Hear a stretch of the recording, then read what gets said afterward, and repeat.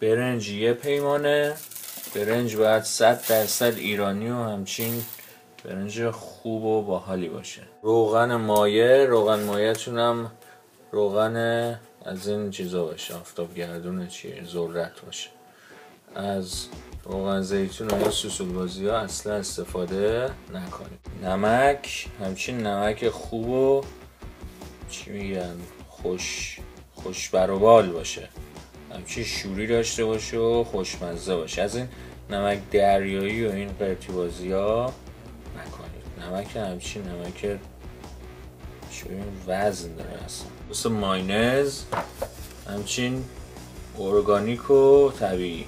سس ماینز قبلی هم کچاپ بود، سس قرمز بود، حالا این ماینز دیگه سفید و خوشمزه. و اینم که اصل موضوع سوسیس. این غذا همه موادی که گفتم اگه یه نفر بود، برای یه نفر شما 2 تا سوسیس لازم دارین. 1-2 برنج اونو که توی کلوپز ریختیم با روغن بخار کرد، با روغن و نمک میذاریم، دگمه‌شو میزنیم. این همچین پلوپز همچین فسقل کوچیک باحالیه، یه نفر است همچین. حالا چیشم میخنده. حالا شما هر جور دوست دارین دیگه، پلوپز یه نفره 2 نفره، ولی دستور تهیه چیه؟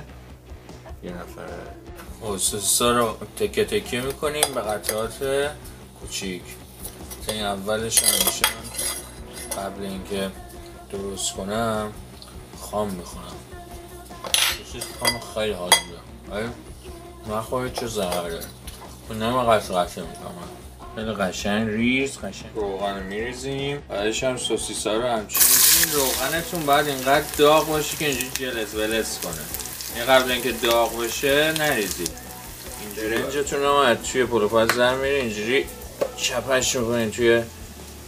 ببینید همینقدر سس ماینز رو میمالید به تدریج، همین دیگه، بیشتر از این نه، به تدریجش هم بمالید. با شوق و چنگال این تهیه اینجوری کنید، همچین واوره که سوسیسا رو میخوایم بریزیم روش همچین باحال باشه. به این صورت سوسیسا که دارن جلز ولز میکنن و اینجوری قشنگ برداریم بندازین لای این کلوپ. حالا دونه دونه قشنگ پر. حالا روی اینا رو سس ماینز، سس قرمز بزنید اینقدر، نه بیشتر.